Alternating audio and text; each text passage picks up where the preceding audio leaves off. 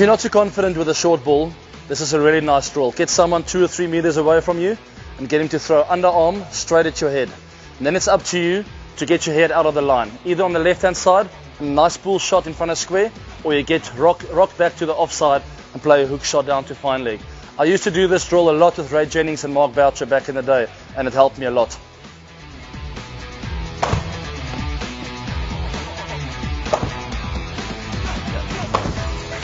And across.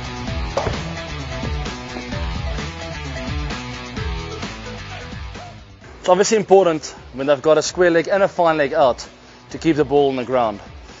The further the ball goes outside of your eye line, the harder it is to keep it down. So you really have to get onto your toes and make sure you roll over.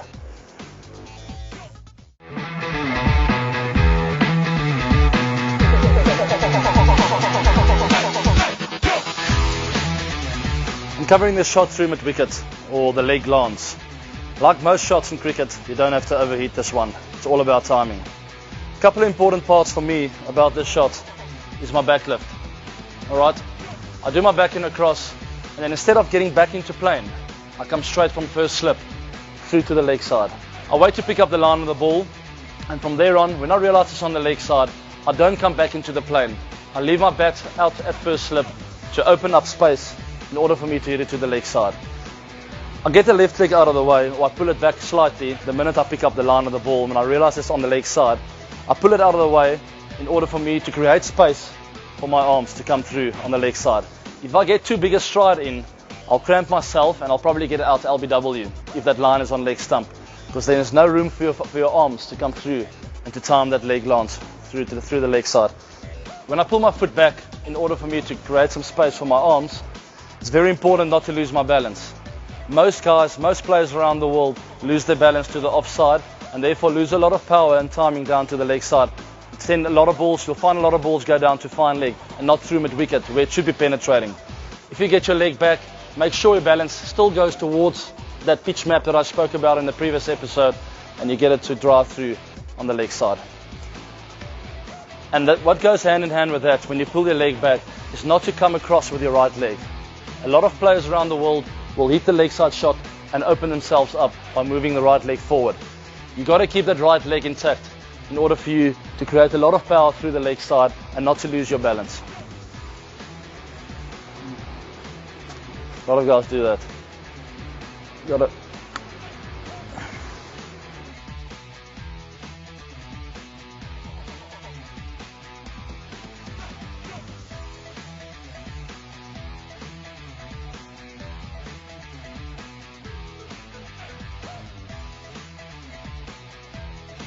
Let's hit some balls.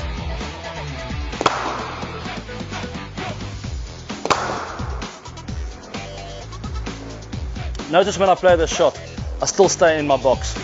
In order for me to get a lot of power on the ball, you've got to play it nice and late. Never leave your box. Leading edges will come into play and you'll start missing the ball also onto your pads.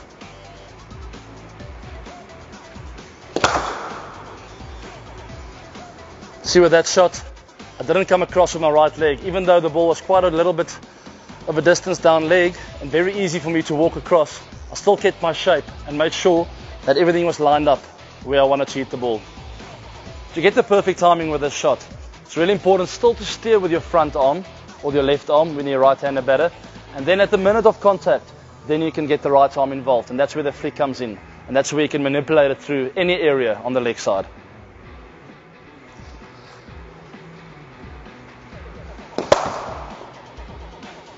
That was a good example of the right wrist doing a lot of work. Because the pitch of the ball was a little bit shorter, I couldn't go for too long with my left arm, otherwise I would have left the box.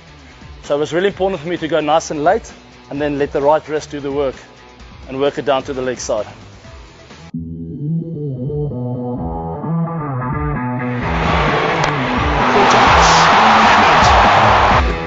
That's a fine shot.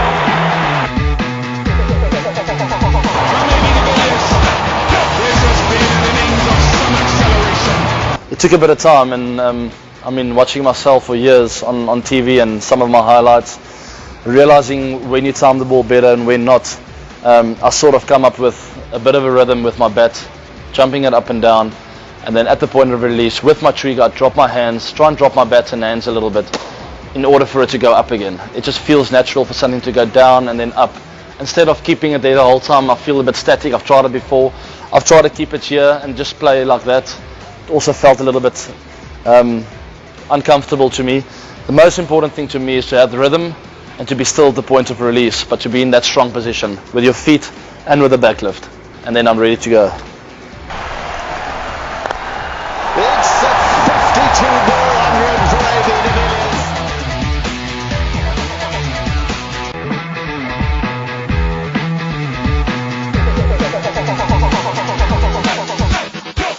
So I'll take my stance, which is normally about shoulder width apart.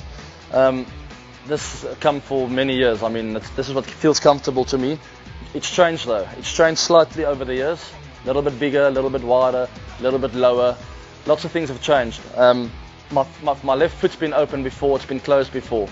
And there's nothing wrong with that. There's no right and wrong. As long as I feel comfortable at that specific day and confident that I'm prepared. So the day before, I'll hit a couple of balls. I won't hit it too well. I'll try and open my foot a little bit, keep the shoulder nice and square. I'll close it a bit until I hit the ball well. I'll walk out in the middle the next day and I'm ready to go. It might still not feel comfortable and I'll tweak again, and it's okay to tweak in the middle of the game. There's no right way. You don't have to stay the same throughout the game. You can change as long as you have made the decision and you don't have any doubt in your mind. That's the most important thing to me. So once I'm comfortable with my stance the day before the game, you tend to get different wickets wherever you go across the world. I'm talking about subcontinent wickets, wickets in Australia, wickets in South Africa. I like to go to the subcontinent with a much lower stance. I feel because the ball's so slow and it gets a little bit of slow tennis bally bounce, you have to drive low through the ball. The minute you're upright there, like I like to be in Australia and South Africa, you tend to hit the ball in the air much more often. So subcontinent conditions, I do bend my knees a little bit more and try and drive through the ball because that forces me to hit the ball a bit later. When you're upright, you've got nothing that's forcing you to hit the ball later. You just go on feel. Alright, so slower tennis ball bouncy wickets, lower in your stance. Quick wickets, it's nipping around, it's got good quality bounce. You can be a little bit more upright and trust your hands to the ball.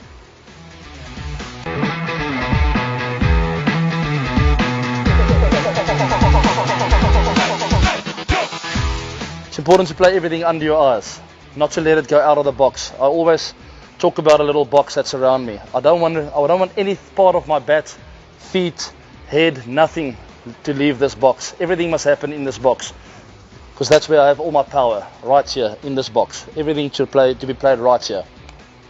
In golf, they talk about a compact golf swing. You got to feel like you almost swing in a box, and it's the same with my batting. I like to feel that I'm really pushed into a box and that I'm not allowed to leave this box. All right, I've got to play the ball within this box as well. The box will be different for every guy. For bigger guys, it will obviously be a little bit bigger. For me, I don't like to take a too big a stride because when the ball swings in, it'll hit me on my pad. So my strides are normally a little bit smaller, and I draw this box right around me. So I want to play the ball in this box. My hands are not allowed to leave this box because then I hit the ball in the air and I'm a big candidate for a nick-off then. Alright, so everything under your eyes, allow the ball to bounce and come into your box, and this is where you have all your power. This is where you can really, really cause havoc.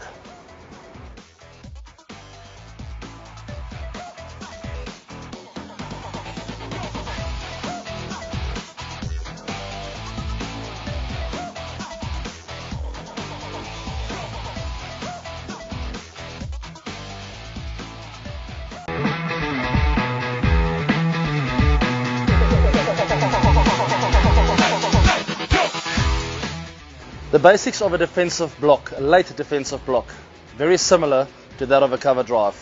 Obviously cover drive, you're looking to score some runs, you're looking to get 2, 3 or 4, but the basics stay the same. Alright, I spoke about the box earlier. You still got to stay in that box. You still got to have that nice high elbow. You still got to hit the ball late. The only difference is you're leaning into it a bit more, with more body weight, looking to score some runs. If you play it early, you're a big candidate of nicking it off and you might hit it in the air. Playing the cover drive, a lot of people will say it's a textbook shot, but to me it still comes with a lot of instinct. It's all about picking up the length as early as possible. Alright, the difference between a defensive block and a cover drive is so small. I mean, it's a matter of inches and you've got a cover drive. a couple of inches shorter than that, and you've got to play the late defensive block.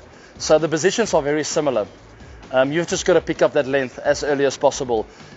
Notice how I lead with my head. Alright, it's very important not to hang back with your head, because then you will leave the box with your hands.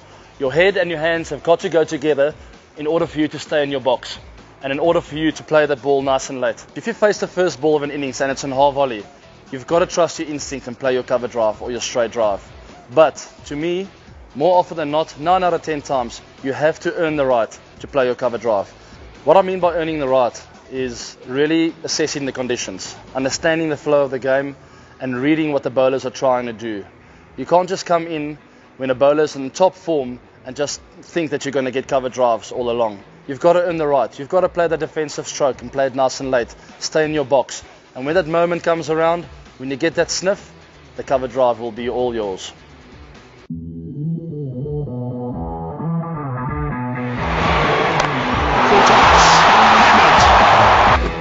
That's a fine shot.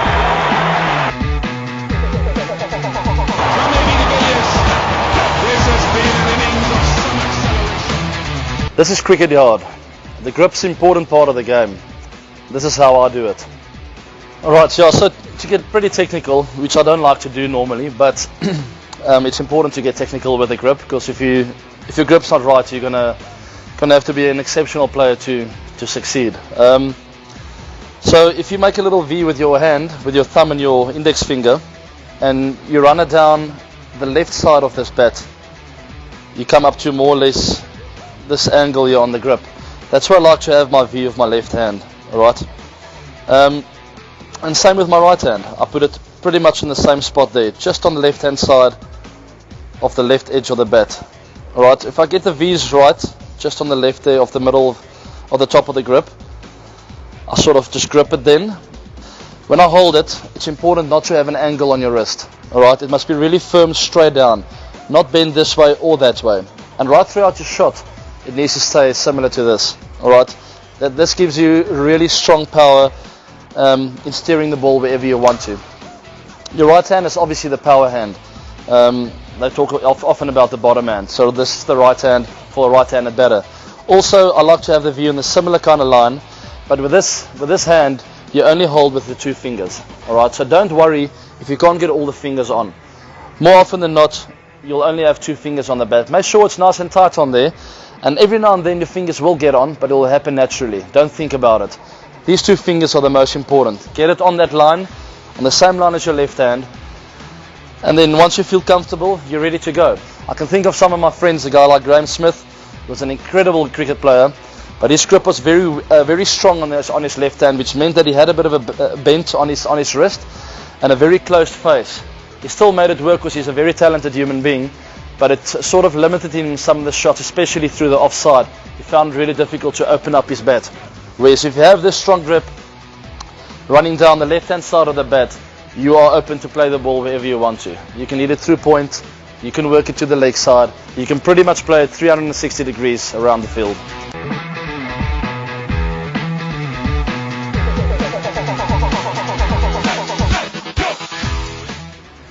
In a very funny way, the pull shot and the late defensive shot goes hand in hand.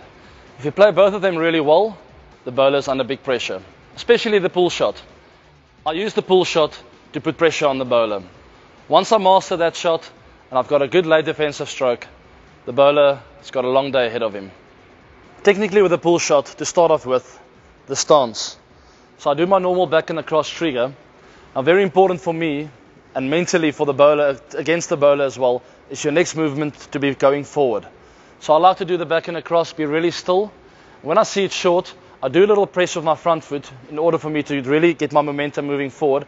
And from there on, I rock back with my back foot, going across a little bit, and to get into good position to play the pull shot. Notice how I use my back foot to really stabilize myself and to get into a strong position. When you're not into a good position, you will tend to commit yourself to the shot and you won't be able to pull out when there's a bit of bounce. When I'm in a solid position with my feet, there's always time to pull out of the shot when there's a little bit of bounce and when it's getting too steep on you. To really free up my arms, it's important for the ball not to be in line with my head. Just outside, so I can free up my arms on the offside, or just outside the leg side, so I can play a hook shot down to fine leg.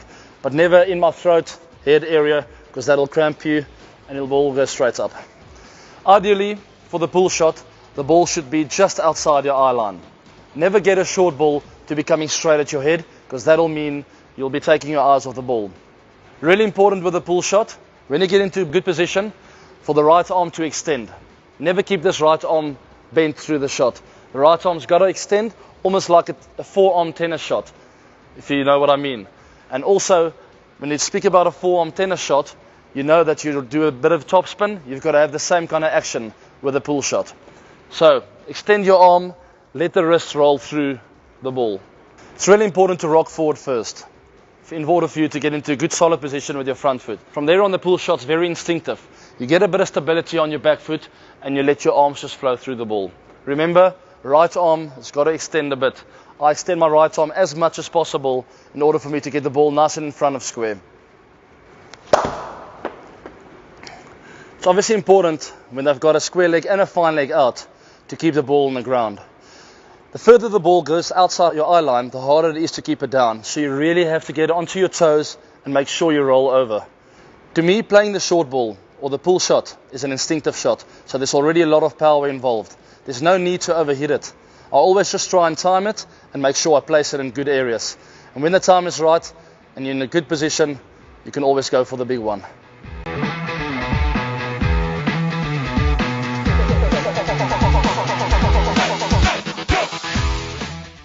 I like to start with a check cover drive instead of a full cover drive. That forces me to get into a better position when I'm checking it. I play this kind of shot a lot in the UK, where the ball's nipping around a bit and swinging a lot. It's really important for me to stay in that box and to make sure I check it and not try and overhit it. So the minute I overhit it, my hands tend to leave that box a little bit too early. You can use that only when you're really in, when you're on 100 or 50 plus and you're feeling confident and you're ready to take the game away from the opposition. Then you can start searching and hitting through the line of the ball. That is a good example of a check drive. I didn't allow my hands just to free up, so I didn't open up too much and bring the slips into play. I really got my head and my hands there at the same time, checking the ball and not trying to overhit it.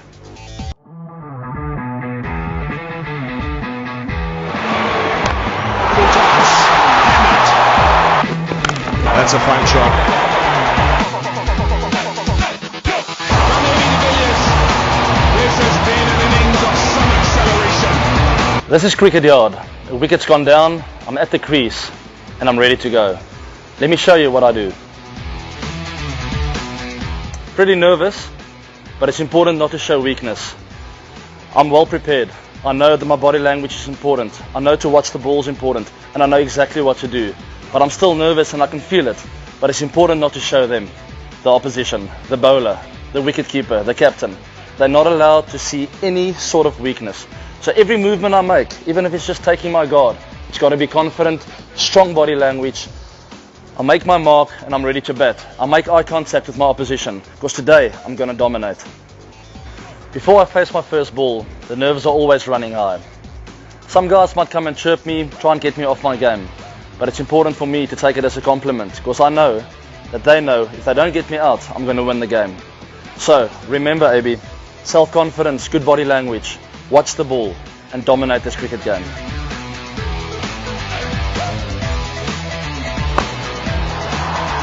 Has he found the gap? Yes, he has.